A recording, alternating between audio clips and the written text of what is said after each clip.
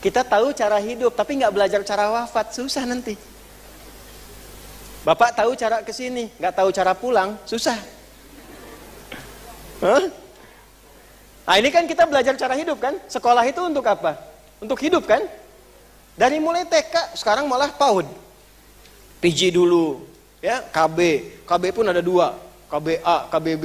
Udah itu TK, TKA, TKB. SD sampai 6 kan? 1, 2, 3, 4, 5, 6, SMP, SMA. Belum selesai itu, S1, S2, S3. Dingin tuh. Ya, ujungnya beku kan? Nah, jadi Anda bayangkan, hidup aja belajar dulu, belajar caranya. Nih orang mau meninggal nggak belajar caranya. Sedangkan meninggal itu menuju kehidupan baru. Anda mau ke tanah kusir, itu belajar cara berangkatnya, cari tempat duduknya, atur posisinya. Sekarang ingin datang ke kuburan, pindah tempat baru, nggak belajar caranya, gelap nanti. Gelap Pak, sempit. Bagaimana cara wafatnya? Nanti jadi pilihan. 1, kita ambil yang baik-baik aja dulu ya. Quran surah ke-89 di ayat 27 sampai ayat 30. Kemudian yang akan diambil dari diri kitanya Quran surah ketiga ayat 185. Cara mengambilnya Quran yang bertugas mengambilnya Quran surah ke-32 di ayat yang ke-11. Dah. Pelan-pelan ya. Al-Fajr ayat 27 sampai 30. Ya ayyatuhan nafsul mutmainnah irji'i ila rabbiki radiyatan fadkhuli fi ibadi wadkhuli jannati. Baik. Ya ayyatuhan nafs, yang diambil nafasnya.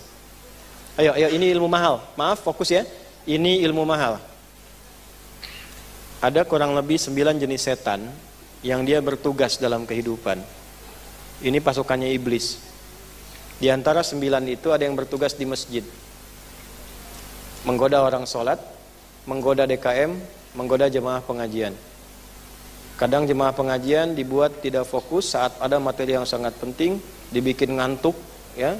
Saat kita memang ingin berjuang, nah itu kita berjuang nih. Perhatikan baik-baik sini. Saat kita mulai berkehidupan, fisik dibentuk, roh ditiupkan. Dalilnya Quran surah ke-15 di ayat ke-28 sampai ayat 29. Wa idh qala rabbuka lil malaikati inni khaliqum bashara min salsalim min hama'im masnun. Fa idza sawaituhu fanafakhtu fihi min ruhi. Jadi begitu kandungan 4 bulan, roh ditiupkan. Jelas? Hadisnya paling gampang di Al-Arba'in aja ya, yang mudah diakses. 42 hadis, lihat hadis keempat dari Abdullah bin Mas'ud, Abu Abdurrahman radhiyallahu taala anhu.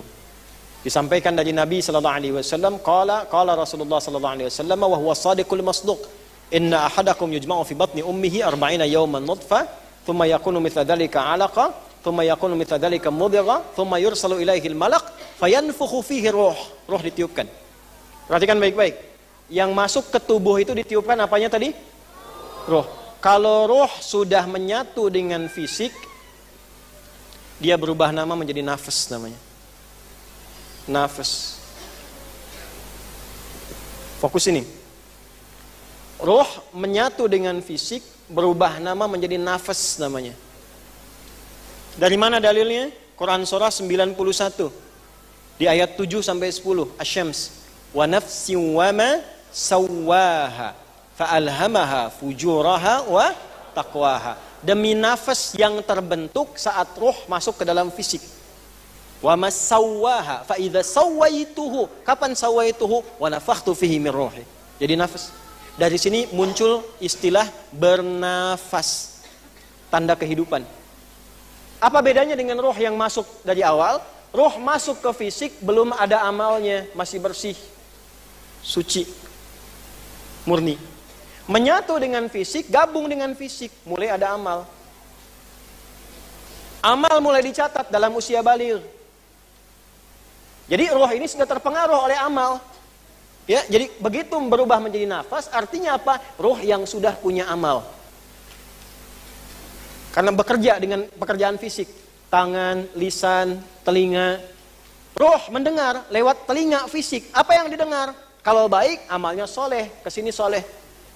Kalau jelek, amalnya salah, kesini salah. Apa kaitan dengan meninggal dengan amat tadi? Kalau yang masuk roh, yang pulang nafas. Yang masuk tidak ada amal, yang pulang bawa amal. Dari mana taunya? Quran surah ketiga ayat 185 menafsirkan tadi yang Quran surah ke-89 di ayat yang ke-27 tadi.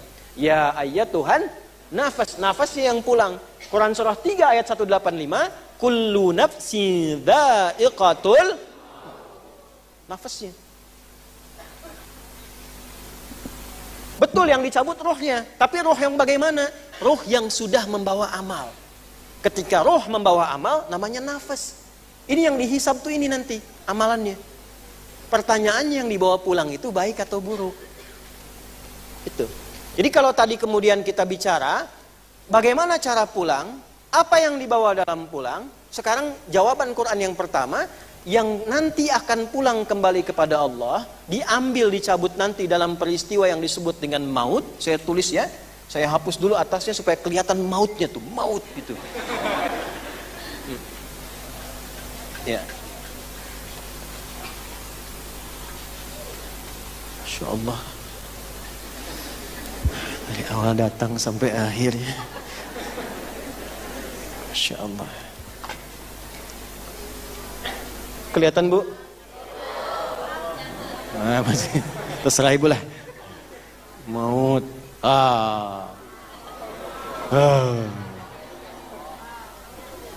Maut. Nih ya. Kullu nafsin dha'iqatul. Nah, nafasnya kullu nafsin, bukan kullu rohin. Memang yang dicabut roh, tapi roh yang sudah bawa amal. Nah, sekarang sebelum dicabut, amalnya sudah bagaimana yang masuk ke dalam nafas ini. Karena itulah diberikan petunjuk dalam Al-Quran di ayat ke-27 tadi dengan kalimat begini, ya ayyatuhan nafas. Nafasnya kalau ingin aman harus punya sifat. Apa sifatnya? Mutmain. Nah, ya ayyatuhan nafsul mutmainna. Hei jiwa mutmainna. Ada Bu Mutmainah di sini? Cabut tuh Bu nanti tuh. Tuh. Apa itu mutmainnah? Diartikan jiwa yang tenang. Tenang itu ada 3. Ada hudu, ada sakinah, ada mutmainnah. Mutmainnah dari kata tumanina. Tumaninah itu kesenangan, ketenangan yang dilahirkan dari ibadah. Jadi tumaninah itu ketenangan yang dilahirkan hasil dari ibadah.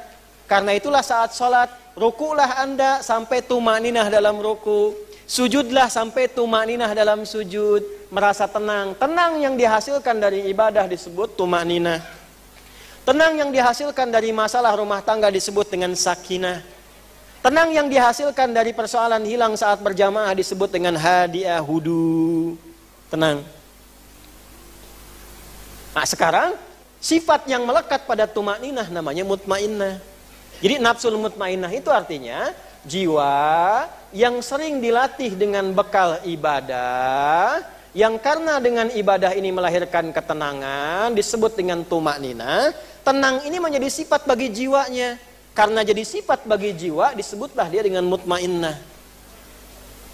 Singkatnya begini, kalau ingin meninggalnya tenang, hei jiwa yang tenang, kalau pengen tenang, jadikan semua kegiatan kita sebagai ibadah. Supaya pulangnya tenang. Karena bekal yang dibawa pulang dengan nafas, dengan roh kita ini, bekal tertingginya cuma satu, hasil ibadahnya. Kalau materinya enggak. Contoh ya, ini contoh saja nih, supaya paham betul-betul paham. Ini kan ada gelas, ya kan? Isinya air kan? Nah, minum itu kan kegiatan rutin. Tiap hari kita minum kan? Kalaupun siangnya puasa, malamnya minum kan? Nah sekarang bagaimana caranya minum ini jadi ibadah? Sebentar. Kalau sudah tahu kita tutup ya. Ini bendanya tidak ikut ke akhirat. Jangankan ke akhirat, fa'akbarah, ke kuburan pun makbarah, ini nggak ikut gelas. Ya, ibu punya suami, punya gelas khusus biasanya minum kan? Saat meninggal dimakamkan sama gelasnya nggak? Nggak kan? Ya, ini airnya kalau diminum keluar lagi jadi kotoran. Selesai, ini nggak ikut. Jadi ini yang disebut dunia namanya. Ketika meninggalkan dunia, maka semua sifat dunia hilang. Nggak ikut. Nanti yang masuk ke kubur sifat kubur. Yang masuk ke akhirat sifat akhirat. Setiap tempat hukumnya beda. Anda ke Amerika, mata uangnya sudah beda. Aturannya sudah nggak sama. Anda ke Malaysia, aturannya sudah beda. Walaupun satu rumpun. Sama-sama Melayu misalnya. Tapi beda aturan. Nah sekarang di dunia aja beda tempat, beda aturan. Anda pengen ke alam kubur sudah beda dunia, beda dimensi, pengen sama, itu mustahil. Makanya ketika yang kita kejar semua dunia dan meninggalkan dunia, semua hukum dunia selesai. Pakaian selesai, benda-benda selesai. Nah yang ikut apa? Yang dibawa ikut itu yang dibawa oleh nafas. Apa yang dibawa nafas? Amal. Cuma dua, kalau nggak soleh, salah. Itu yang jadi bekal kita. Nah ketika akan pindah membawa amal itu pastikan semua soleh. Bagaimana menjadikan amal itu soleh? Maka rubahlah semua kegiatan punya nilai ibadah. Ibadahnya itu yang dicatat. Caranya bagaimana? Niatkan semua pekerjaan kita karena Allah. Itulah fungsi dari doa. Bangun tidur ada doanya. Cuma orang Islam yang semua pekerjaannya ada doanya. Dan semua doanya beda. Masuk masjid dengan keluar masjid doanya beda. Nggak mungkin karya manusia itu, nggak mungkin, mustahil. Wa ma yantiqu anil in huwa illa wahyun. Mau makan ada doanya, berpakaian ada doanya. Nggak bisa baca doanya sebut nama Allah. Belum hafal doanya sebut nama Allah. Contoh langsung, keterlaluan kalau belum paham juga. Bismillahirrahmanirrahim. Singkat bismillah. Minum. Alhamdulillah.